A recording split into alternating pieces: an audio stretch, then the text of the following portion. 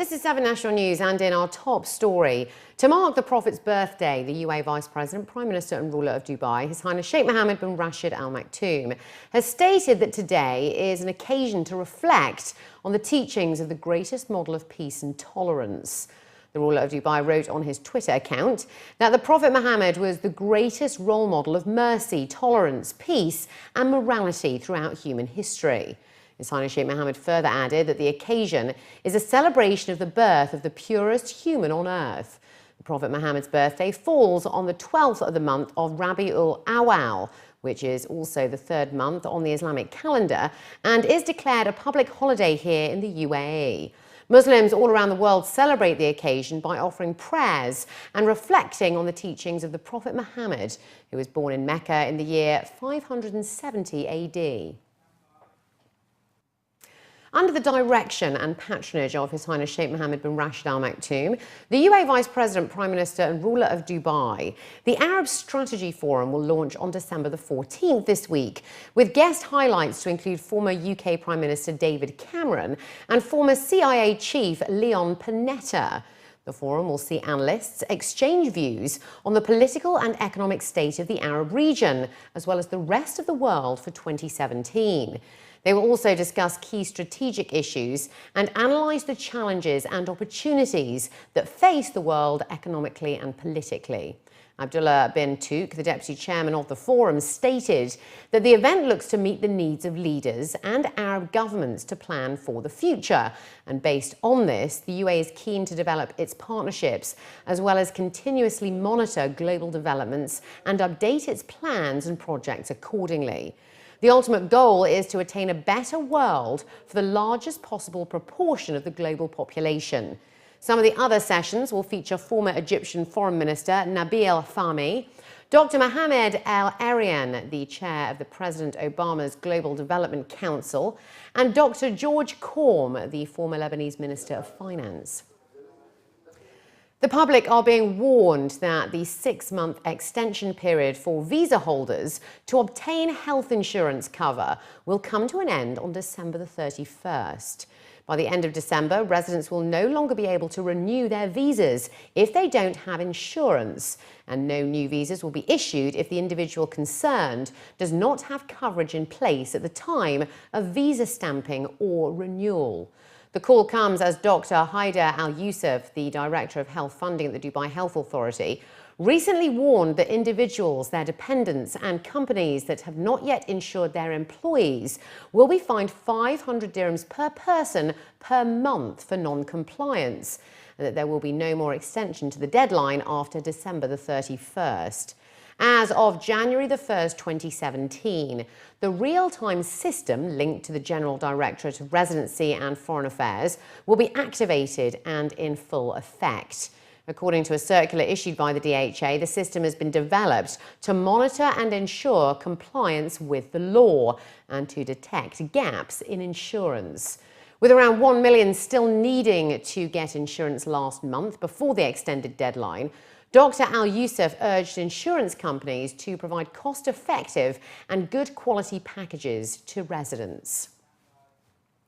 Sharjah Police have launched an awareness campaign on security measures surrounding cash withdrawals from ATM machines. Colonel Ibrahim Al-Ajal, the director of the Criminal and Investigation Department of Sharjah Police, stated that the campaign has been launched as a preventative measure for bank customers, as gangs are using the same methods to rob customers, despite warnings from the police numerous times. The police stated that the types of robberies can depend on nationality. For example, most Asian suspects distract their targets by telling them that there is an oil leak coming from their car. In some cases, gang members stand outside of banks, and when they identify a bank customer, they knock on the window of their vehicle to distract the driver. When the victim steps out to have a look, another member of the gang steals the money and runs away. Colonel Al-Ajal stated that the police have deployed patrols near banks and have also installed surveillance cameras, and that the situation is now under control to a certain extent, after a number of cases were solved successfully and the culprits arrested. During the campaign, brochures in Arabic and English are being distributed to bank customers, and people are urged to ignore anyone who approaches them after withdrawing money, and to also inform the police of any suspicious activity while they are in banks or near an ATM. Dubai residents joined the Orange movement over the weekend to help promote a culture of respect for women and girls, coinciding with the UN's international campaign. The Dubai Foundation for Women and Children launched the second Orange campaign to mark the International Day for the Elimination of Violence Against Women, as designated by the UN General Assembly on November the 25th. Under the slogan, "Build Yourself," the foundation looked to raise awareness on violence, abuse, and the exploitation of women and girls worldwide, with a community-driven 16-day-long campaign.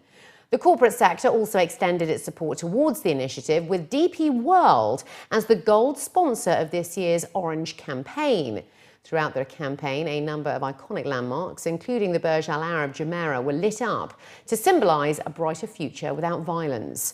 Officials stated on the occasion that reports indicate that 7 in 10 women worldwide have experienced some type of violence in their lifetime. And to break the cycle, we must reach out to an even larger audience and educate them on this difficult subject.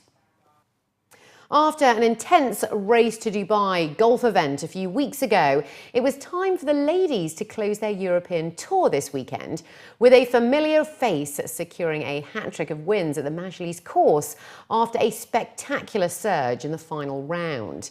His Highness Sheikh Hasha bin Maktoum Al Maktoum, the Director General of Dubai's Department of Information, presented the winning trophy to China's Shanshan Feng after a dramatic victory of the Omega Dubai Ladies Masters.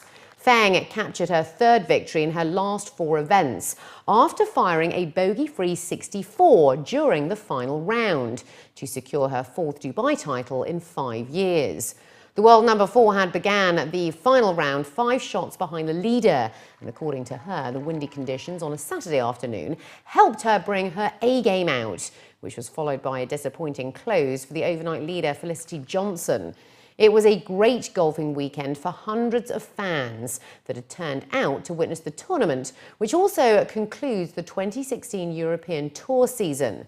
It was also a memorable season for the Indian rising star Aditi Ashok, who finished 3rd at 6 under and was the season's runner-up. I'm really happy that, I actually brought out my A game today. I knew that it was going to be windy today, and I knew that, playing in the wind is one of my strongest part. So even though I was 5 behind, but, in the morning, I always thought that maybe I would still have a chance to win this week, and I tried my best, and 8 under was a pretty good score. There's strong wind. I mean, the quality of shots are really important, and I think that's what I'm pretty good at. My ball striking is most of the times are pretty solid, and I can control the trajectory, in the wind. So I still leave myself birdie chances, even though it's really windy. But I know that it will, actually bother a lot of the other girls. So maybe the other girls are not going to shoot like really low scores. Yes, it's been really good. Obviously, I've had 2 wins in my last 2 LET events, and I had 4 top 10s before that. So I was playing really well, and I had a top 5 this week. So that's, it's pretty good. I'm happy with my week here. I actually won Qatar after winning India, so I knew that I'm playing well right now, and the conditions in the UAE are different. It's hot and quite scoring. And I also played here 2 years back as an amateur, so I sort of knew the course. So I was hoping I could do really well, and obviously I didn't do as well as I'd hoped, but I'm happy with my week. And finally, looking to other news now, Dubai's Department of Tourism and Commerce Marketing has rolled out the Be My Guest film starring Bollywood superstar Shah Rukh Khan. After 6 days from the release of a number of campaign teasers, which kept Bollywood fans from all over the world in anticipation, the film sees Shah Rukh Khan show off the soul, sights and sounds of Dubai. Featuring culinary, shopping, cultural and adventurous settings, the film's high energy captures the vibrance of the city and Shah Rukh Khan's dynamic relationship with it. Shah Rukh Khan stated on the occasion that Dubai offers endless experiences that stay with you forever. Whatever you want to do, an adrenaline-fueled adventure like skydiving or a desert safari, or a delicious culinary experience of tantalizing flavors. This city truly offers a complete holiday experience. He added that it's been great fun working with Dubai Tourism and rediscovering this inspiring city in a whole new way. Commenting on the collaboration, Issam Kazim, the CEO of Dubai Tourism for Commerce Marketing, stated that Shah Rukh Khan truly represents the beautiful relationship that Dubai and India share, and that they are excited to invite Indians from all over the world to experience Shah Rukh Khan's Dubai for themselves.